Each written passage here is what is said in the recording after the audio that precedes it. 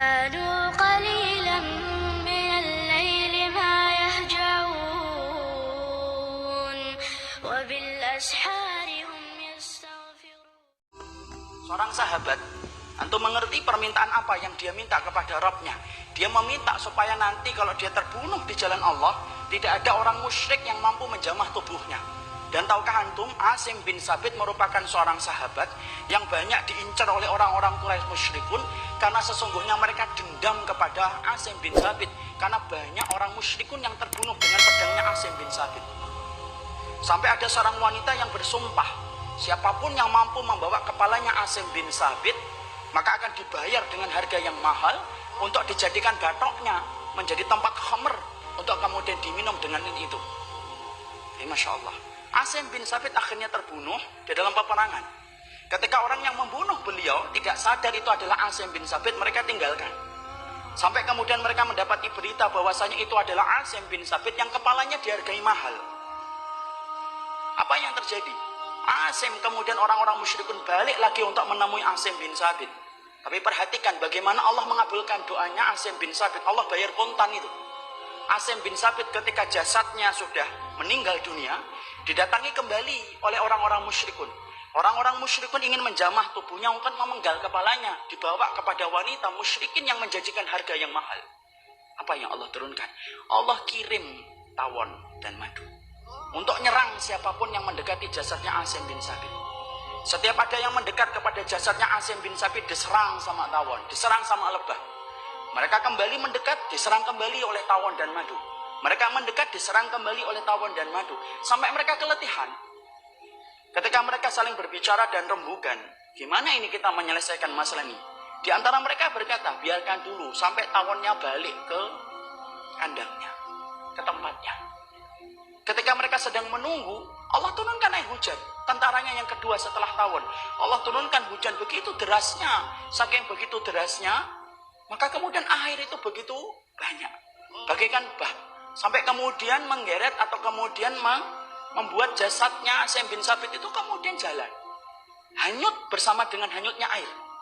Kemudian orang-orang musyrikun ingin mengejar jasadnya Asim bin Sabit, tetapi langkah kaki mereka tidak mampu menjangkau cepatnya air ketika membawa jasadnya Asim bin Sabit, sampai Allah tempatkan pada satu tempat yang sampai hari ini tidak ada yang tahu di mana Asim bin Sabit itu meninggal dunia dan kemudian berada. Allah bayar kontan. Ini menunjukkan kepada kita doa itu mustajab. Di mana doanya para sahabat bernilai akhirat. Jangan gampangkan dan jangan remehkan tentang doa, ikhwan. Karena ternyata banyak di antara kita yang tidak sadar, ketika kita mentok terhadap satu masalah, sering kita kemudian merasa kita tidak punya daya dan upaya lagi untuk merubah. Padahal kamu masih punya tempat untuk berdoa dan membuka pintu langit dengan doa.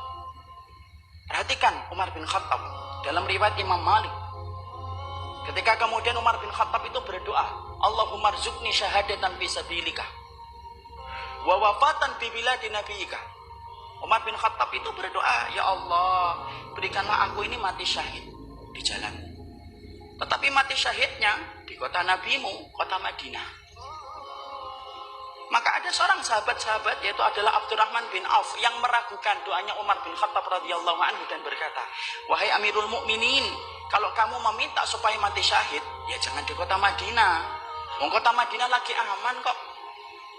Kalau meminta mati syahid, sana loh di perbatasan Syam, sana loh di Mesir, ketika sedang berkecamuk jihad antara Amr bin As dan pasukan Romawi. Tapi ternyata Umar bin Khattab yakin dengan apa yang dia minta kepada Allah. Dia tetap berdoa supaya mati syahid, dan mati syahidnya itu di jalan di kota nabinya. Ternyata Allah membayar kontan apa yang diminta oleh Umar bin Khattab radhiyallahu anhu. Umar bin Khattab radhiyallahu anhu ketika peristiwa sholat subuh ditikam oleh Abu Lu'lu'ah al-Majusi. Di mana meninggalnya? Bukan di kota Syam, bukan di Palestina, bukan di Yaman, tapi meninggalnya adalah di kota Nabi yang beliau cintai, yaitu adalah Madinah. Jadi di situ kita fahami, berdoalah antum kepada Allah dengan cara yang benar. Karena sesungguhnya doa itu merubah yang mustahil menjadi mustajab. Perbanyaklah doa dalam urusan akhirat. Karena sesungguhnya itulah yang menjadi prioritas kita di dalam berdoa. Dan Allah ngajarin, kalau berdoa kepada Allah di dalam ayat ini, maka berdoalah antum kepada Allah dengan antum memuji Allah terlebih dahulu. Makanya mari kita bahas sebentar. Bagaimana sih adab seorang mukmin itu ketika berdoa? Angkat tangan. Maka kemudian di dalam kita berdoa, tidak boleh bagi kita itu kemudian tanpa mengangkat tangan. Riwayat-riwayat yang menerangkan tentang kita berdoa kepada Allah diterangkan secara mutawatir lafzi, yaitu adalah diterangkan dengan riwayat yang berlimpah dan banyak. Rasulullah itu mengangkat tangan di dalam dia berdoa dan memohon kepada Allah. Mengangkat tangannya tidak boleh sejajar dengan pusar, tidak boleh sejajar dengan perut, tapi kemudian sejajar dengan bahu. Begini cara kita meminta. Tapi Syekh Utsaimin menerangkan ada 4 tata cara kita mengangkat tangan dalam berdoa. Yang pertama, tidak boleh ngangkat tangan. Kapan kita berdoa tidak boleh ngangkat tangan? Antum ketika sujud jangan ngangkat tangan. Kata. 2, tasyahud, tidak boleh ngangkat tangan. Antum berdoa ketika sujud apakah menjadi mustajab? Ustaz, mustajab. Aqrabu ma yakunul abdu bi rabbih inda sujudi fa'aksiru bihi du'a faqaminun ayyustajaba lakum, rawahu Muslim. Sesungguhnya kedudukan yang paling dekat antara Allah dengan hamba